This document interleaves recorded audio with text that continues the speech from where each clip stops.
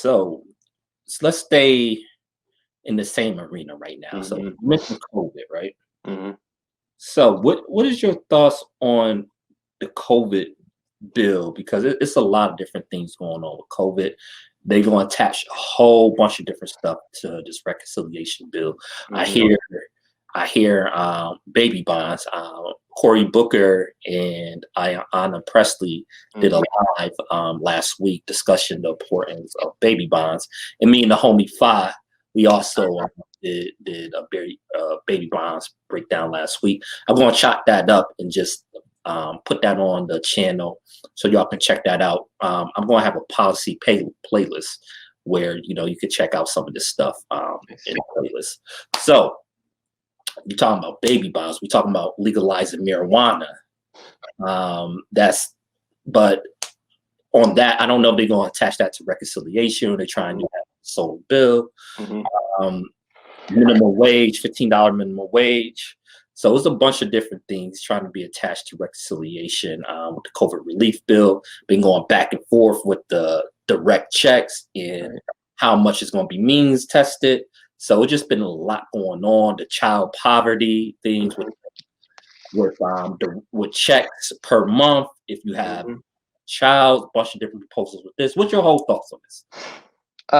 So I think it's good that even though 1.9 trillion, I know it sounds crazy, isn't really enough considering the economic. We're in the middle of a global depression, which nobody wants to admit. It's a depression.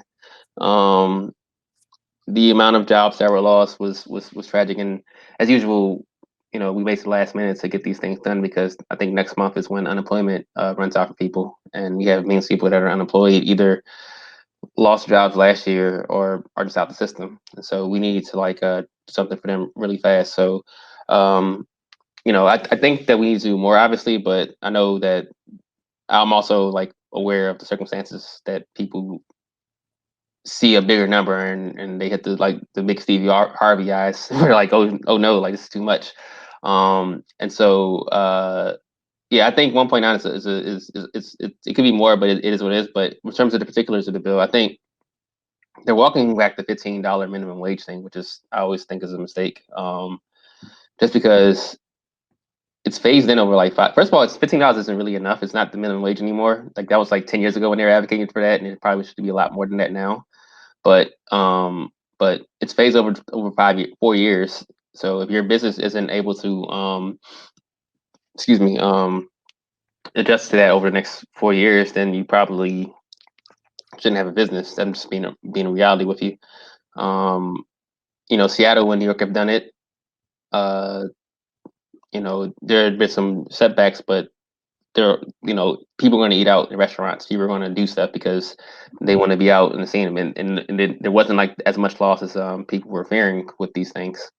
So that's very important. The baby bombs discussion, I think, is critical because that's a way to really establish some type of wealth for people as they get older. We have a country that frankly doesn't care about child poverty, and this is a great step to try to rectify that, especially with regards to on the issues of race and class. Black kids, Hispanic kids, Latino kids, and so forth don't get that. Native American kids don't get that. Can I ask you a quick question on that? Sure. I'll ask you. Now, baby bonds is a great idea, and why do you think that more progressives is not talking about baby bonds? I don't know if I'm one of those. Probably I'm getting to learn more about this as I get older, but I don't think progressives understand economics that well. I know that sounds crazy, but I don't think we do. That's probably because a lot of them may not come from the backgrounds of people like me that didn't grow up with a lot of money, and so you start saying, okay, this would be nice to have, that'd be nice to have, and so forth. So that's one thing. The other thing is, I know you mentioned Cory Booker, and listen to your last episode with File about that and how he would always try to posit it as the opposite of reparations, which it shouldn't be. But I also don't know if he was that serious about it. I know he like talks about it, but I don't know if he was that serious about it because it wasn't something that he was like really advocating for that much. Because when I first heard it, I was like, oh, this is kind of like a dope idea. I like that idea. This is good to make sure that kids have this much money in their accounts as they hit the ages of 18, so they can either go to college and not have to worry about debt, or have a nice nest egg to use this money for something within their lives, either buy a home or something that's positive. Um, so he didn't really advocate it for that much for, which is very weird to me because I think that this would have been a thing that people would have been like, okay, this is kind of like an important policy that you may not win the election yourself, but because people will think so much about it, they might like bring it within their platform, like UBI with Andrew Yang when he was talking about it all the time. Uh, it stayed in the consciousness of people, and it's something that's now a serious talking point. And even now, with like these stimulus checks, they are like a kind of like a trial run for UBI, and so and even the unemployment stuff as well. So I don't know. I think that a lot of progressives don't think about it, but it because it's not something that a lot of us unfortunately can relate to because they haven't grown up in a situation that would see that as a critical and a necessary thing to help children advance. So it's I like the idea a lot. I think it's a great and very progressive idea. Like I said, I think it might have gotten more traction if it wasn't Cory Booker, because a lot of progressives just don't like him. So I think that's one of the reasons. Like I said this last week, Mm-hmm. I think if Bernie Sanders were to propose it, they would be all over it. Or even Elizabeth Warren, even though some of them didn't jump off of her bandwagon. I think, and also because, like I said, sometimes certain progressives don't want to focus on race; they want to focus strictly on class. And although baby bonds is for everybody, and poor white people will be helped too, For sure. is really designed to help shrink the racial wealth gap as well. And I think that's one of the reasons why it is not picking up. Well, it's picking up steam now. And the funny thing is, Cory Booker is talking about baby bonds more now than he did when he ran for president. Right. Actually, I don't even mind too much because Oh, for sure. Yeah, I agree. I'm not a fan of Cory Booker myself, but yeah, this is an important policy that would definitely like help alleviate the racial wealth gap that's happened in this country. So yeah, like talk about it more, Cory Booker, please. it's funny. I'm not going to say I'm becoming to kind of respect Cory Booker because when I first heard about him, I heard about him in the 2000s. Mm-hmm. He was the mayor of Newark, and people say he had a bright political future. I don't live in the city, so I was like, okay, cool. A brother doing his thing, maybe he can go some places. And then when he won the Senate seat, I was happy. But then when he said that the thing about the Obama campaign and Bain Capital, how they shouldn't criticize venture capitalism during the middle of the election, I was like, what is you doing? Then I come to find out, oh, okay, you got a lot of dope. Right. Mm-hmm. Okay. So I was kind of off Cory Booker since then, and I didn't like his presidential campaign at all. I thought he did a lot of cliches, a lot of platitudes, but lately, The mix. No, the mix. that work. He introduced the Justice for Black Farmers Bill, That's right. which is critically important. That, along with baby bonds, those two big policies that help shrink the racial wealth gap. Because the Justice for Black Farmers Bill, they actually basically giving away acres to Black farmers, which Black farmers been discriminated against dramatically throughout history. So that is actually real tangible stuff. That would help a lot of rural Black people right there. The Black Farmers Bill. So I applaud him for that. Yeah. You remember he did introduce the First Step Act too. He was That's right. That's right. That's right. Even though it's not exactly what we need, but it was a decent first step. So he also was part of the group that introduced and legalizing marijuana in the Senate. It's him, Schumer, and I forgot the other senator who introduced him, but I know it's Cory Booker and Chuck Schumer Okay. introducing the bill to legalize marijuana in the U.S. Senate, and you already know it's passing the House.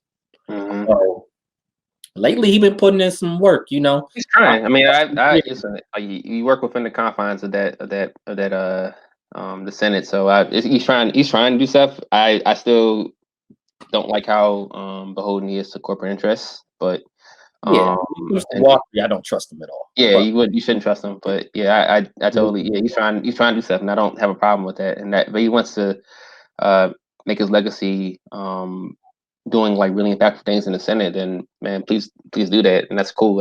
I still have like bad feelings about him, but that could always change. yeah, But I mean, if he get baby bonds in there, mhm, if he get the Justice for Black Farmers bill, mhm. he will actually be one of the best senators in the U.S. because most of these senators don't do that. To be Yeah, honest, sure they are the post office is named after them. So credit where credit is due, man. Like Mhm, I'm about like for me, it's just about the product you produce. mhm. If I disagree with stuff you do in the past, even if I don't fully trust you on other issues, Mhm. do something that I feel like could tangibly help out people. Oh, I'm all for you, regardless. Facts. Yeah. So yeah, but yeah, the actual relief bill as well. So you have those initiatives. You also have excuse me. Another important thing is I'm talking about unemployment and giving more states money to clean their unemployment systems. Mhm. We saw last year that like you read articles about different states and how uh, people were applying for unemployment, either the site would crash uh, uh, or they would be notified for 6 to 8 weeks that they were getting unemployment and wouldn't receive the checks until many months later. These are things that are critical, and if we can get something in there to, first of all, also aid states, because a lot of states and local municipalities really need money because they have to have a balanced budget, and they can't print money, and they're gonna, a lot of them are going to be running at a huge deficit unless Congress steps up and helps them. And so these are important things that were neglected in the last couple of stimulus bills because of just America. But yeah, these are things that are going to be really critical to help people recover going forward. But I wonder if this is going to is just one step, and probably we'll need several other stimulus bills as this depression continues onward. So I don't know. We'll see. I definitely think so. Just a few things again that you touched upon that I want to expand on. The the money to state and local Hmm. governments is critically important. Um, as you said, states can't run a deficit because they can't print money. Like the federal government had the Federal Reserve, so federal government can run a deficit. It doesn't even make that much of a difference in the federal government, to be honest. Hmm. We've been running a deficit for most of the history, most of our Yeah, history. pretty much. Yeah. It's whatever with that. But when it comes to the state, they can't do that. So what most states going to cut? We've seen it right here in New York State. Um, Everybody loves Cuomo now for whatever reason, but yeah, everybody loves Cuomo now for whatever reason. But a quiet story is that he been cutting Medicaid. Hmm. You know, um, and when states run a deficit, that's the first thing they go to. They go to Medicaid, and a lot of people depend on Medicaid. Um, and people have the wrong idea about it. Some people that have Medicaid actually do work. Hmm. Like some don't, but some do. It's just you have to be under is it 400% of the poverty line? Oh, I'm not even 100% sure. I know when I was a kid, we were on Medicaid, so like I totally get it, man. Like yeah, my mom worked and we were on Medicaid, and Right. so yeah, the people are actually out here doing stuff, and they usually are like the quote unquote essential workers that are working in grocery stores or working in restaurants, doing things like that, um, while pretty much being the working poor. So yeah, I hear you. Yeah.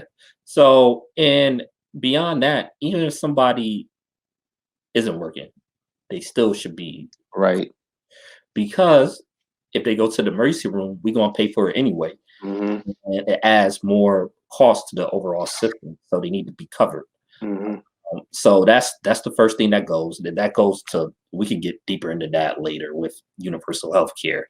But the current system we have, that's what state's gonna go to, and that's Mm-hmm. gonna hurt a lot of people. That affects school budgets.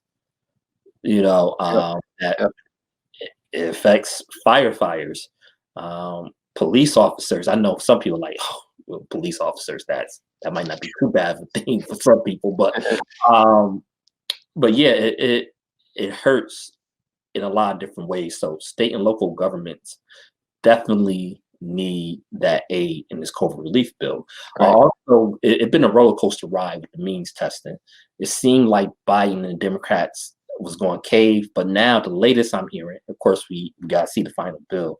The latest I'm hearing is they're going to keep the means testing the same, but at the $75,000 rate and $150,000 per family. That's the latest I heard. Can I ask about that? All right. Right. I don't understand the means testing. I don't understand it. I don't understand why they were trying to pare it back, and I don't understand why like the argument is, well, rich people don't need the $2,000. Yeah, they don't. Give it to them anyway. Let them have it. They pay taxes. Let them have it. You can correct it on the back end so that they aren't able to do anything with it. But Elon Musk can get $2,000. Who cares? Like, why? I'm not offended by that. And I don't think most people are. I mean, if you give free money to Elon Musk for a million other things anyway, like I don't think $2,000 is gonna like kill anybody. So I say that because living in DC or living like in an East Coast city or West Coast city or living in a city that's like, or Chicago, for instance, that's just pretty much any city that has like a high cost of living. Mhm. Somebody making $74,999 isn't the same as somebody making $74,999 living in Alaska or living in Hawaii or living in Alabama or wherever.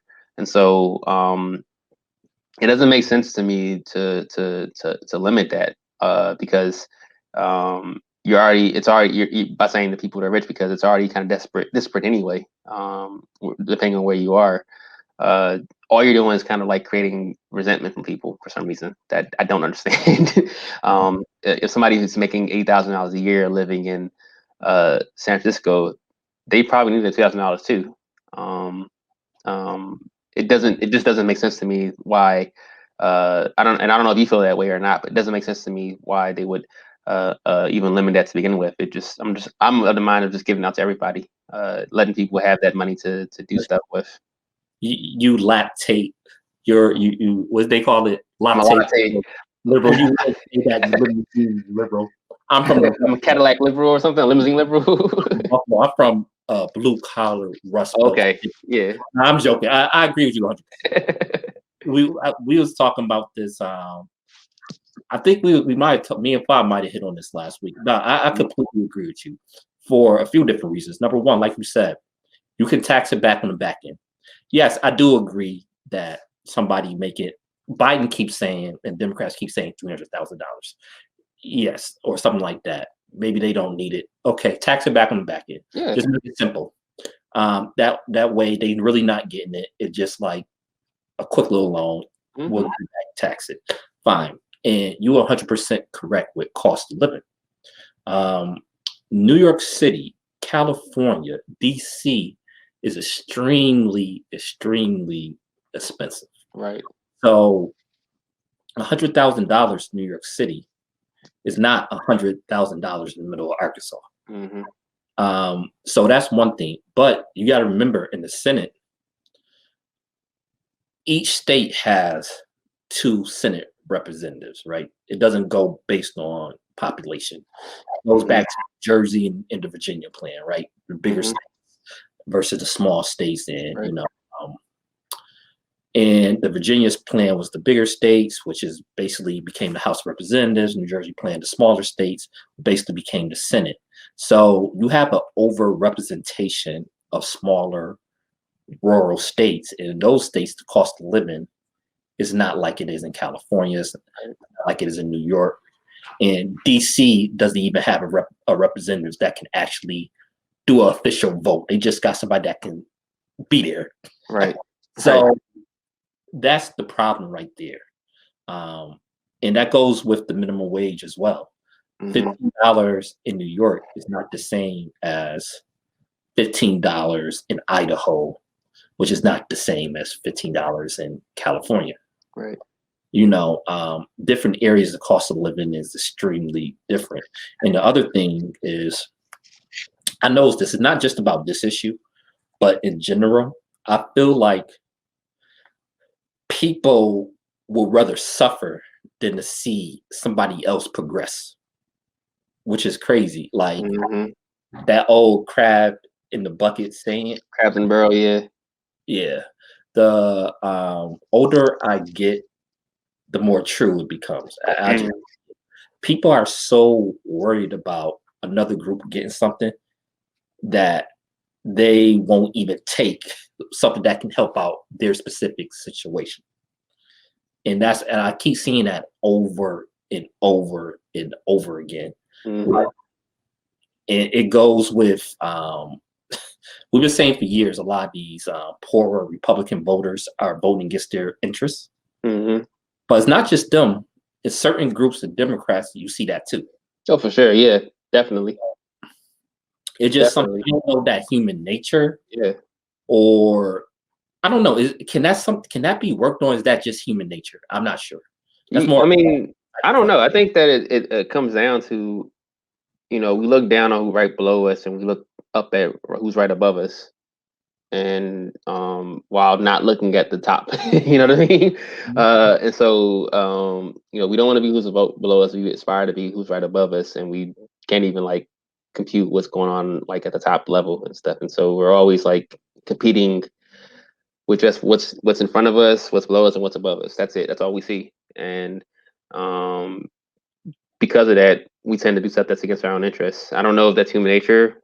I don't know if it's capitalism, and the way capitalism runs in this country, especially. But yeah, Democrats definitely advocate for things against their own interests, and we do that a lot.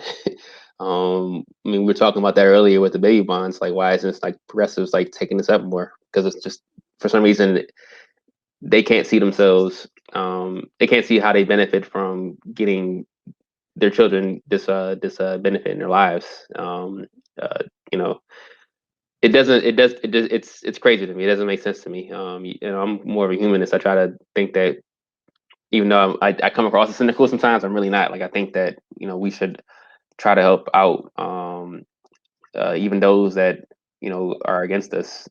You should try to help them out as well, because they're human beings. Even if they don't know what's good for them, what's good for them. Help get them what's good for them. That's just the way I always think. And so yeah, I don't understand like the contention towards giving $2,000 to people. First of all, they misled us with $2,000, because remember, in Georgia they were having a campaign. They were saying you'll get $2,000 tomorrow, and then Biden has this speech like, well, it's $1,400, and then they really were trying to like push to in a roundabout way lie to what they were promising in the Georgia. It's a lie. Yeah, they were. Yeah, in a roundabout, it was a lie. First of all, for saying $2,000, and then they were going to lie again by saying, "Well, we should make it $50,000 for people." Right. It's a cutoff point. That's going to be like the actual lie in itself. I don't understand it. I'll never understand it. But that's the unfortunate reality you are in this country. But it doesn't make sense to me whatsoever. It is a bias, right? Like, people say that the media is biased. I think they bias towards establishment, period. People they love people like Mitt Romney. They love those types too, along with more mainstream Democrats as well. But real progressive ideas, real ideas that will help, I feel like, Black people, that's not symbolism. A lot of times they go against that. Oh yeah. But they love somebody like Biden, right? Like, Biden is a lie. And again, I never liked Biden, but I did vote for him because he's much better than Trump. Yeah, for sure. It's fine print. It's real. It's like a used car salesman. That was some real slick stuff. It was very slick. It was very slick, right? Yeah, like He said you 14,000. I mean, not 14,000. I wish 2000. 2,000. He said 2,000. He didn't say, okay, since they're going past the $600, 1,400. Mm-hmm. No, but we letting them get away with that. Of course, And always. I'm like, okay, whatever. Especially if they put in this child tax credit, per, Mm-hmm. which I actually think is excellent. I agree with that. I don't know if you have kids or not, Not but yet. yeah, I'm about to have one on the way any second now. Congratulations. Any day. Thank you. And just like because I'm about to have a kid, I'm starting to look into childcare. Oh man, Yeah. it's crazy expensive, right? Yeah. Um, and even though like $350 a month, or even the $250 a month if you got a kid older than that, is won't pay for your childcare completely or even come close. It helps. Mm-hmm. Helps. And I definitely like you not waiting to the end of the year if you giving it per month. Right. And I think that makes it easier to get to a UBI. I would prefer just a straight up UBI, to be honest. I think a UBI would be better, but I'll take this though. Mm-hmm. I would take this. And you can feel it too. Like these are the Democrats really need to advocate for stuff that people can touch and feel.